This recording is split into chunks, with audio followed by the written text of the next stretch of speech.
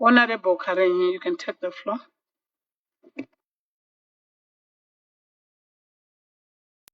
Thank you, Madam Speaker. My question, Madam Speaker, I'm not certain whether this question falls under the Ministry of Health and Child Care or maybe the Ministry of Home Affairs, because it touches the medical aspect and also the issue of the investigation from the police. My question, Madam Speaker, ma'am, is what is government policy regarding the conduct of medical legal post-mortem examination in murder cases, particularly the requirements for bodies to be transported to Harare from all over Zimbabwe? I thank you.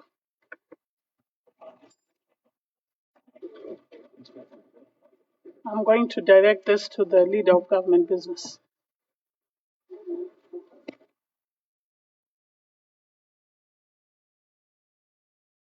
You can proceed, Honorable Minister of Health.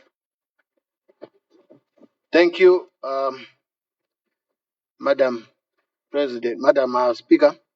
Let me thank the honorable member for that question.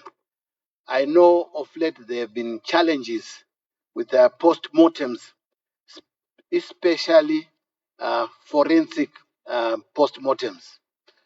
Forensic post-mortems are carried out by specialist pathologists, not ordinary pathologists, those we call forensic pathologists, specially trained to do that. And apparently, we do not have enough forensic pathologists in the country. We have got only one qualified forensic pathologist at the moment. We have relied on recruiting from outside the country. We have just recruited 3 more forensic pathologists from Cuba, and they are supposed to start work today, the 1st of October. These will actually help us in terms of carrying out forensic post-mortems. As a result, it was very difficult for one forensic pathologist to move around the country. And actually in other hospitals, especially our district hospitals, the mortuaries are not equipped with equipment to carry out forensic pathology.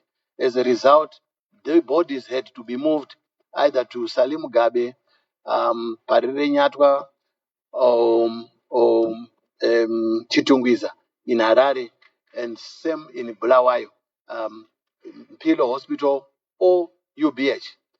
The pathologist will then give days to go down to Bulawayo or do pathology examinations here in Harare. So we hope that with the incoming of the 3 new pathologists, forensic pathologists, that will make their job much more easier, and they may be able to go to other provincial hospitals where the equipment is available and to carry out those pathology examinations. I think that is the reason why bodies had to be moved to Harare and Bulawayo for those examinations to be carried out. I thank you. Supplementary. Thank you, Honorable Minister. Supplementary, Honorable KARENYI.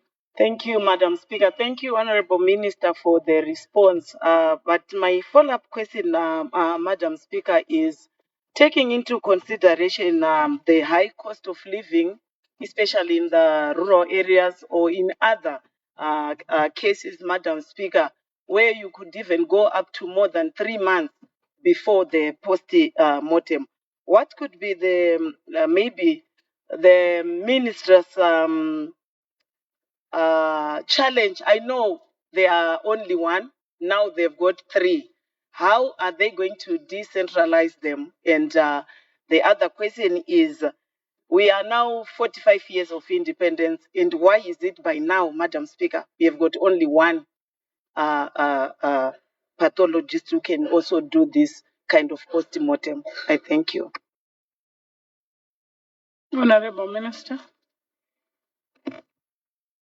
Thank you, Madam Speaker. It is very difficult to give an answer to say why do we have only 3 at the moment. I think we are all aware that we have had the challenge of brain drain. At some stage, we had more than 3 in the country who were trained. But also, it's a department or a specialty where we have not really seen interest in our own doctors to specialize in. As a result, we have not had enough pathologists. But let me say, of those we have recruited, they are also going to help us set up training locally to train our doctors to become forensic pathologists. But this is a long-term process because it takes about 4 years to train a forensic pathologist. Therefore, we hope that by next year we will be training more. And then in the coming 4 years, that's when we may see more forensic pathologists coming out. We still hope that in the short term, we may be able to recruit more from Cuba. When we went to Cuba about 3 months ago, we were not able to interview a number of forensic pathologists interested to come to Zimbabwe. But I'm sure when they communicate with their peers who would have come here, maybe there will be more interest, and then we may be able to recruit more in the interim until we can cover our gap by training locally. How we are going to deploy them, like I said, it depends on the hospitals that have got enough equipment. We are in the process of actually equipping most of our hospitals with new mortuaries and new pathology equipment so that postmortems can be carried out in the provinces rather than moving bodies to Harare. It is also very cumbersome because when these bodies move, we work together with Minister of Home Affairs.